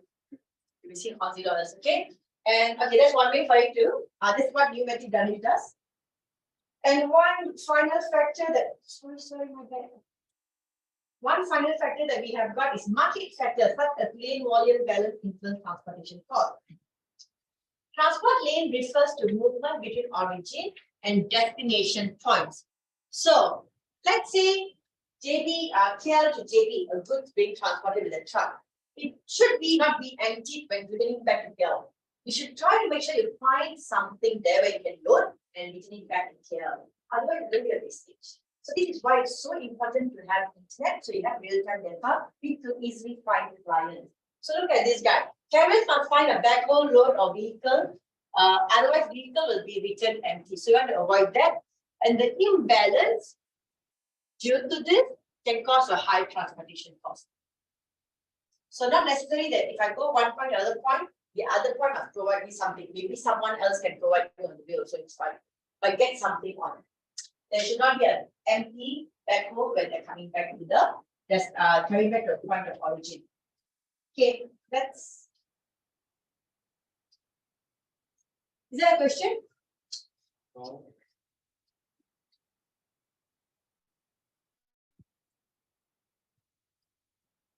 Now? Yes, what are the 7 economic drivers, right? What we have discussed.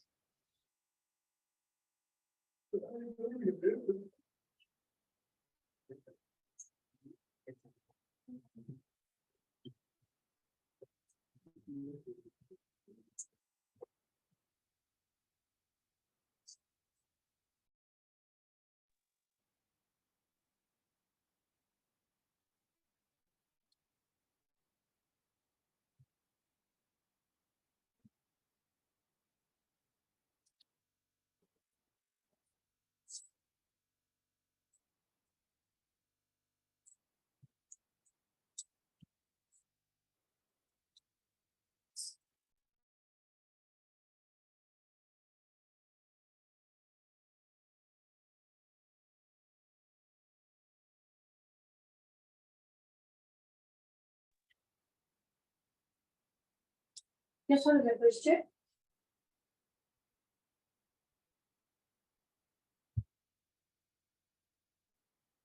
No, sorry. First, and then the word. Guys, type one word and then submit, and then please submit. Yeah, one by one. So 5 times you can submit. So it's supposed to be one word, and then submit and submit. Are you guys still learning? Don't have to type in all the factors. So 7 factors what we have covered. Try not to refer to material. Let's see how much you remember. 2. Knowing how they going. 10. Just told you one word for everything. One word for everything, my dear. Good.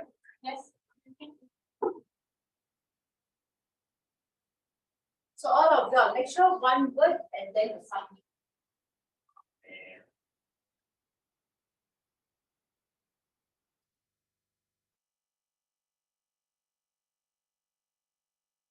So I have all the 14 submitted, is it? Okay. We shall check.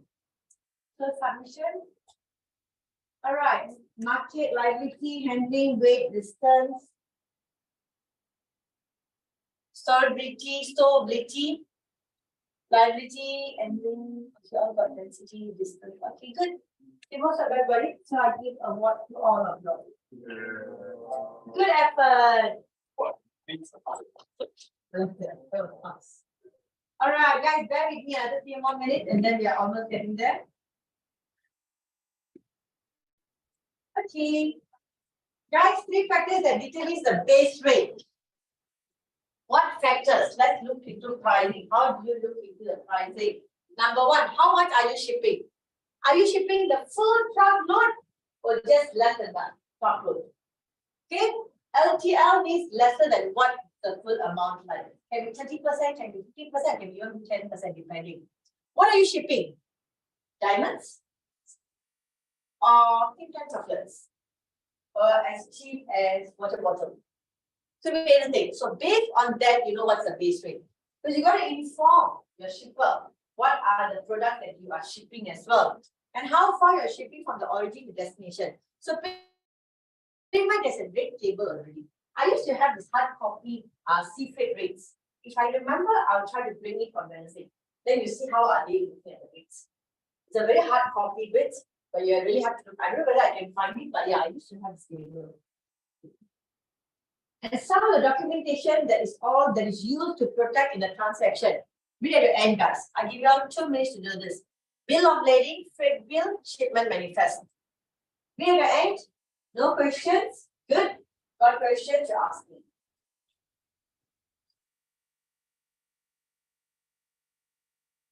It's important for you to understand for your next chapter for the day. And may be important for your test as well.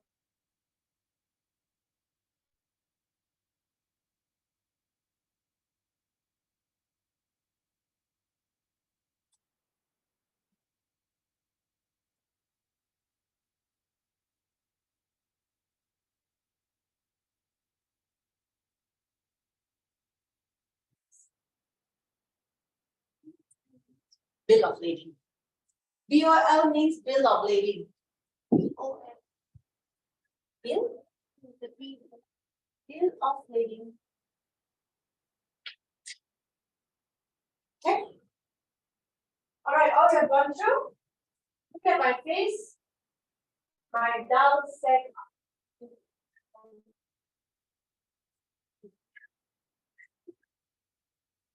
Try to make your point. Bill of lading here.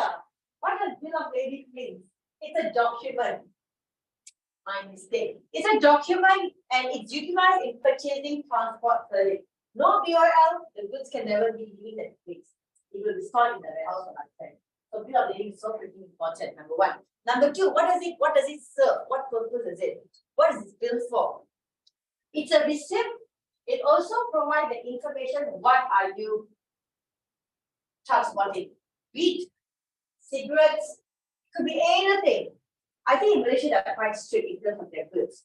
But when in Australia, back to the market, they're quite flexible in some of their items, just like how US is. And the quantities that being shipped, that's also important. Making sure that you don't buy a whole load. If it's a business purpose, then you should have a perspective of getting tax. If it's individual purpose, then you should have limitize your quantity. Bill of lading. Freight bill, on the other hand, represent the carrier's method of charging for transportation. Are you having a prepaid or is it collection at the end? So based on the contract, that is what a freight bill means. It's also used, this freight bill will give information on the product again. Whether you have to pick up the product, is there any kind of consideration? Does it have to be under any temperature? Like some wine bottles have to be certain temperature, right? Let us place it anywhere. Same goes chocolate. So all that was stated by the freight bill. So that's pretty much very closely with the manufacturer. So knows the item better. Or any special instruction towards the item as well. And shipment manifest on the other end, list the individual stock of consigning when multiple shipments are placed on single vehicle. I'm going to explain this very simplified version. 5 of them from one location going to one location where Oscar is going to be. So what do I do? Do I have one bill of lading or multiple bill of lading? I have one bill of lading from each one of these 5 people. And in this 5, I'm going to consolidate into one shipment. I'll have only one shipment manifest. Are we clear? In this shipment manifest will be clearly stated via A to B, mean A to C, lead A to D. A to D, not A to D. So it's very clearly stated. So 5 bill of lading and 1 shipment manifest. Are we clear on the bills here? Straightforward, isn't it? It's important for you to understand the application for work purpose. And then understanding what is this pricing practice and everything. I'll pass it this over and then please understand what the freight on board origin, freight on board destination means. Can you please read by your end first? I'll give you like 1 minute. This is my last slide for the day. Our training session. We'll be moving on to an activity in a bit. So could you please read at your end?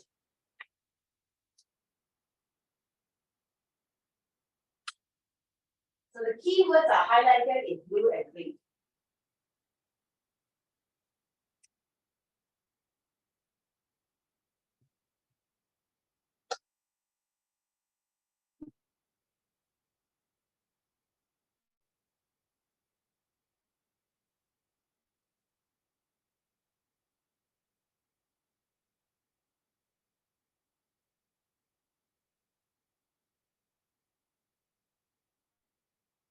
Two different ways of pricing. Correct. So FOB, if you look into origin, it will state clearly who takes the risk, who doesn't take the risk. Seller will state the price at the point of origin, agrees to load the carrier, but assumes no further responsibility. I only load the carrier. I'm not taking any further responsibility. The buyer will tell the carrier which carrier I want, which mode of transportation I want. Can be intermodal, can be traditional. Do you remember what's intermodal, what's traditional? How are they different, guys? Traditional is only one mode of transportation. So you decide. You pay the transportation by yourself. You want team cabs, you do it yourselves. And you take the full risk. Transit, loss or damage, all your problem. That is FOB origin, full stop. FOB destination on other end, let's say Tashini wants to do something. Seller arrange for transportation and add charges to sales invoice. Everything is bundled and then you charge full lump sum. Title does not sell to the buyer until delivery is completed. That's very high risk, right? To me, the second option is very risky. But things can go haywire, especially in custom clearance. Sea freight custom clearance sometimes can be even up to 2 or 3 weeks. And what happens when the buyer waiting for the goods will completely call you, will call the freight forward like 10,000 million times, no matter how much effort they're going to get food to stop with you. And they might pick another freight forward in the next one. It's so common between the network. All right, so this is where we end in terms of our slides. How are you all feeling, guys? Tired. Very good, very honest answer. Informative. How are you finding it?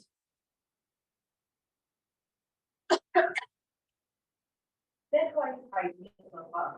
You were zooming into the picture. I think it's just a normal picture. I'm trying to imagine a bear. Okay, nice. How are you all finding it? Okay, so far?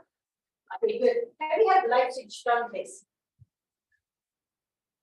All right, we'll be moving on to an activity in a bit. I'm just going to stop my recording because I got to recharge my phone here.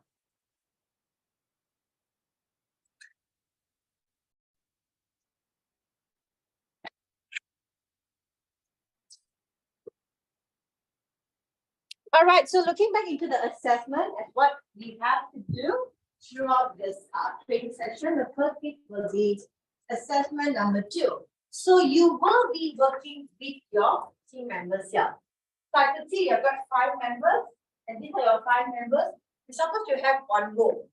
If this student did not turn up, then only 4 of them are going to work together. Not the first one, okay? I think we should only have 4 to 5, that should be sufficient. Let's start with the assessment learning outcome. And where do you find materials, guys? Can you all please get to BU color break? Step number 1. Step number 2, assessment information. Step number 3, assessment 2. So you have to be on this page. Not on my slide, but on BU color break 2. Food, right? 2.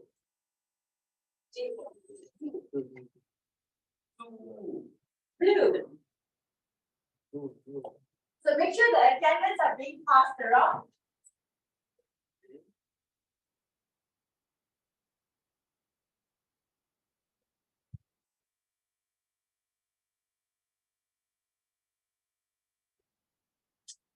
Yes, correct. So, there we go. Yeah.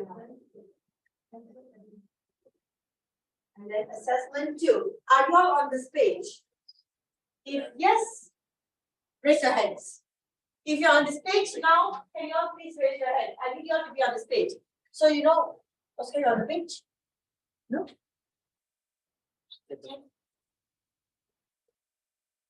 Learning space. Assessment information. Hold up. Number 2.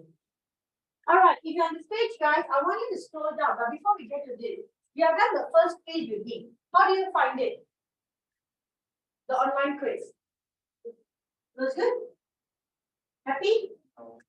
Happy. By given the best, right? I mean, I given what I should be answering to be here and there. Okay. Thanks for the attendance. I see all of y'all have been clearing. Okay, good. Okay, let's go to the assessment details, guys. I'm going to read word by word, okay? We make sure each one of y'all are following me. So I'm going to sit there and read. All right, students, what are you required to do as a team? Deliver 10 minutes presentation. 10 minutes presentation based on the company that you would like to choose for your final assessment. And the purpose of this assessment is to demonstrate your ability to work. You can look into my screen here. Don't have to look into your screen, but I want to make sure you know where to find the figures. Deliver a class presentation on a case study based on a factory or site visit. So this is very much a conceptual paper. Conceptual means you pick a company and you do all your research with your laptop based on internet. So you have a friend here, 2 international students. So you don't have to pick a Malaysian company. Might want to use a company that comes from their country that's already well recognized, or an MNC company will do. But the company needs to be within supply chain area. The company needs to have a distribution center. Are you guys following? If they have a distribution center, most of the companies have it. But if they have it, put it. Okay. Your unit learning outcomes, I'm not going to read 1 to 5. I think you guys are smart enough to read this. I'm going to skip this. The instructions. You stick with the same group. You're given 10 minutes to present this. In your presentation, what do you have to cover? Either raise your hands. Write in a piece of paper or write wherever you want to have. The first slide, I'm not going to repeat this. I wouldn't want to see an email on this, okay? Because you should remember. Instructions are given, you guys have to take it. First slide. What's your first slide usually? Before introduction. Cover page. Cover page, insert your team members' full name with their ID.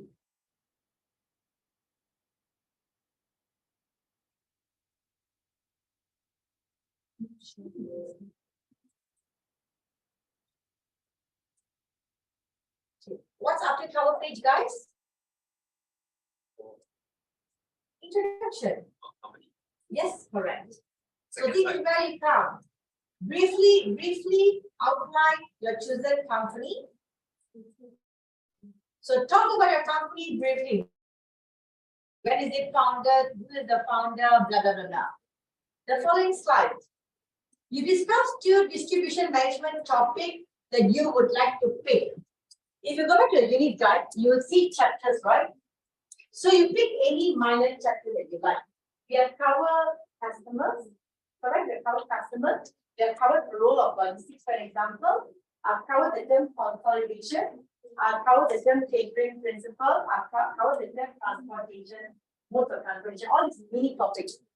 Pick 2 topics that you would like to talk about children company.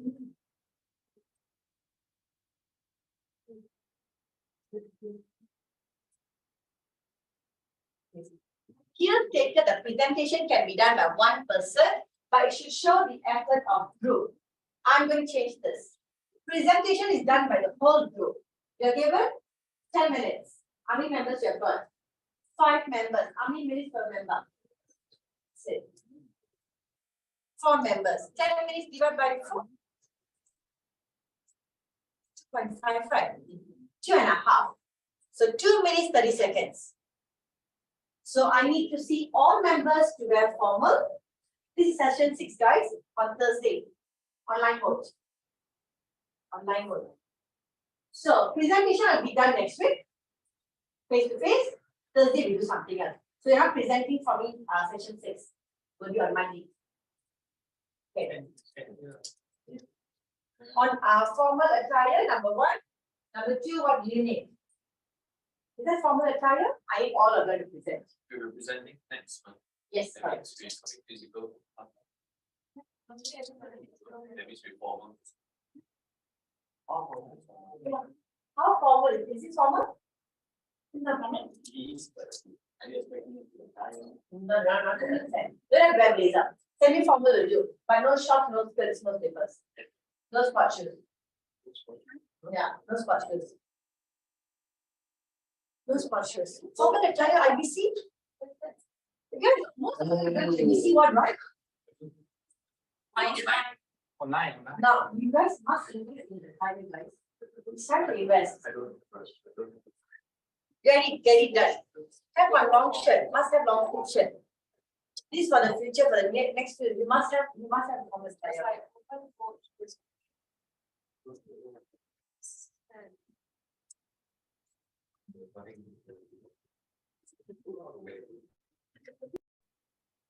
All right, guys, so since we have done with the assessment briefing and we have done the activities that they're supposed to be doing, let's now move on with the conclusion of our class. So look into my screen here. As our plan for today's training, we have done the first part, which is PowerPoint. So do you all have any questions for me in terms of PowerPoint? Anything to be covered for this training? Any questions on the seat? Any questions on the seat? I like the activities. Oh, thank you very much, Zed. All right, moving on. Before we end today's training session, guys, I need a favor from all of you to complete the survey. So the survey link I'm about to share here. Yes, please. It's just a 10-question survey. Can you all look into your Padlet? Your Padlet under announcement. Feedback that is due 27th of Feb. Can you click on that link? Very simple questions for you to tell what's your feedback for today's training. From my end, I'm able to see all 14 has submitted.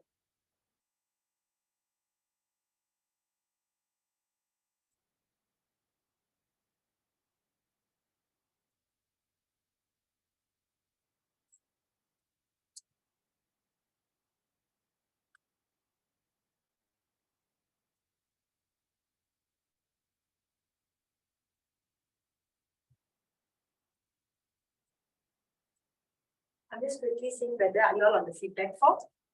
Thank you. Good. Guys, on the feedback form, able to find it?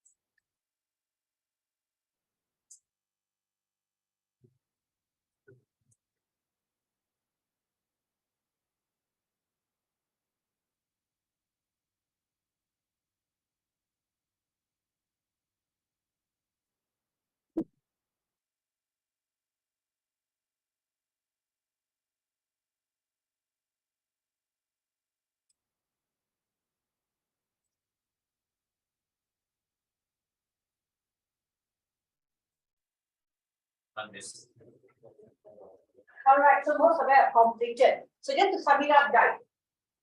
Today's topic was on distribution and transportation. All of you have got a good understanding here. There are some videos that have been uploaded within the slide. So if you have the time, go through this video. And I believe that you guys will enjoy my training. So I do receive some feedback here already, 12 responses so far. So I'm going to just stop recording and thank you once again for attending my training.